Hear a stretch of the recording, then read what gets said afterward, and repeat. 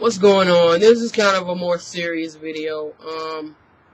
Everybody's talking about the Aiyana Jones story, the 7-year-old little girl who got shot and killed by the cops in her home as she slept.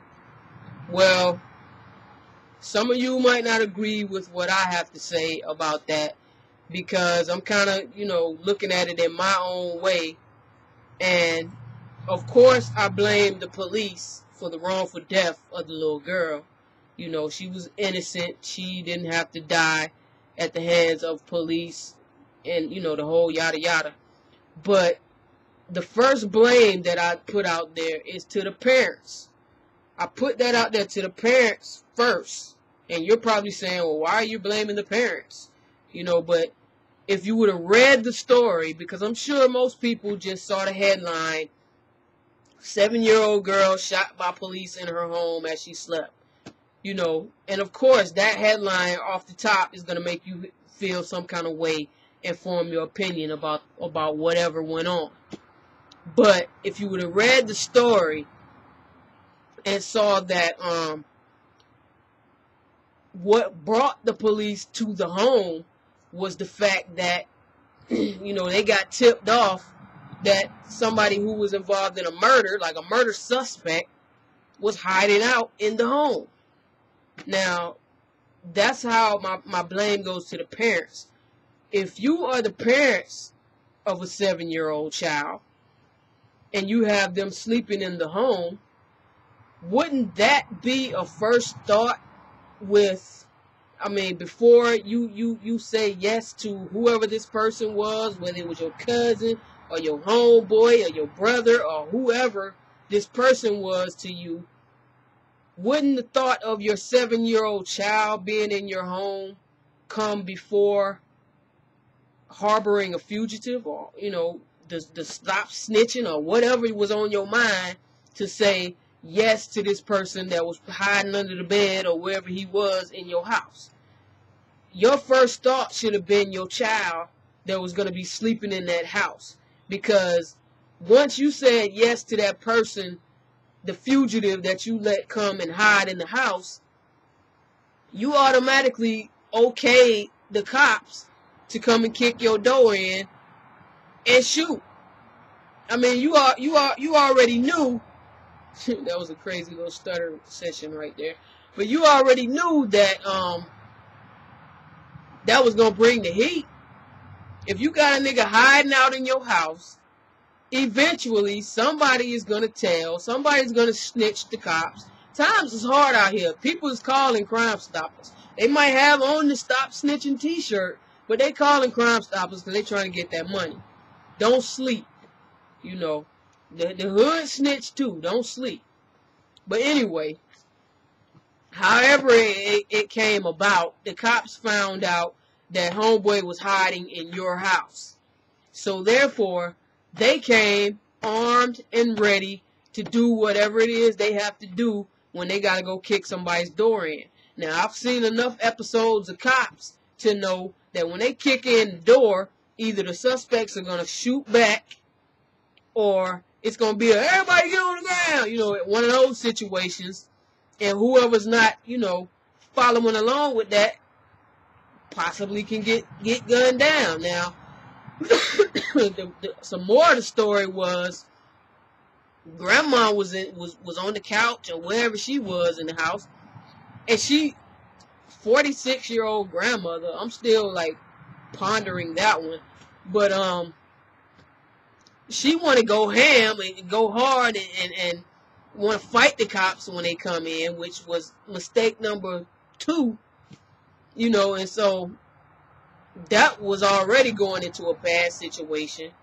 If the little girl was asleep on the bed and they yelling, get on the ground, and she probably didn't move because she was sleeping, and then even if she had woke up, she's a child, and I'm sure it was dark in the room if she was sleeping, and the cops are already amped up and pumped up with the shoot a nigga mentality. They waiting on anything to move. The dog could have made a wrong move and probably would have got it. You know what I'm saying? It's like you got to blame the cops because they, you know, with black people, it's already shoot first, ask questions last. Then on top of that, it was a kick the door in type of situation, so they already pumped up. They trigger happy anyway, ready to shoot. And then, you know, you got people that want to fight once the door is open, when you should have just got down on the ground. If you didn't have nothing to do with what was going on, get your ass on the ground. I've never been in one of those type of situations because I really don't frequent cribs where the door could possibly get kicked in.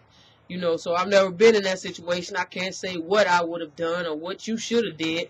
But at the same time, my bottom line is you shouldn't have been harboring a fugitive in your home knowing that that could have potentially happened.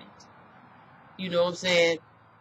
If you were going to harbor the guy in your house, the least you could have did was tell grandma and the kid to go sleep somewhere else. You know, or get them out of the house. You know, that's just like bringing a brand new baby home to a crack house. You know, you don't know what can go on in that crack house. So why would you even bring your baby into that situation?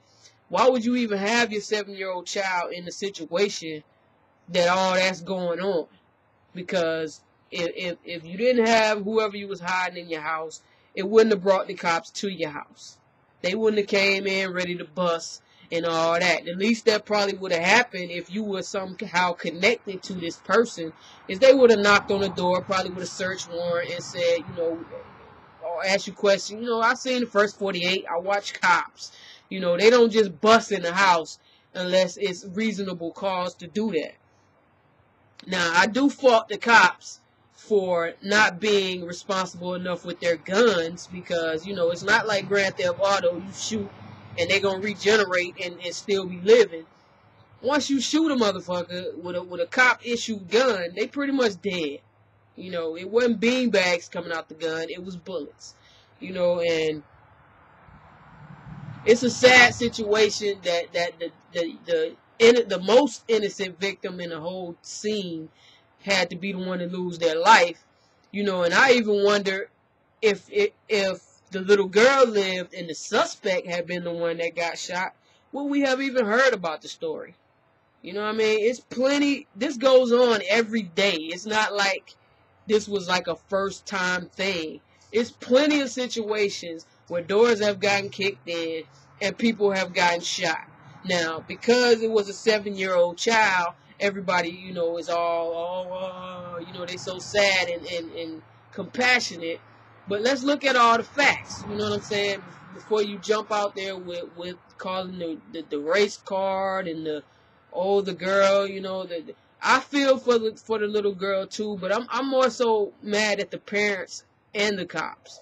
You know, the cops should have been more responsible for what they did, and the parents should have been more responsible for you know, creating the scene of the crime, because that's basically what they did once they let the dude hide in the house. That's my opinion. I'm sticking to it. If you got anything opposing what I said, make a video and talk to me about it. Put it in the comments. If you agree, put it in the comments. Whatever. Rate this, thumbs up, thumbs down, whatever you do. I hope to see this video out there somewhere. Retweet it. Do whatever you gotta do, you know. Out.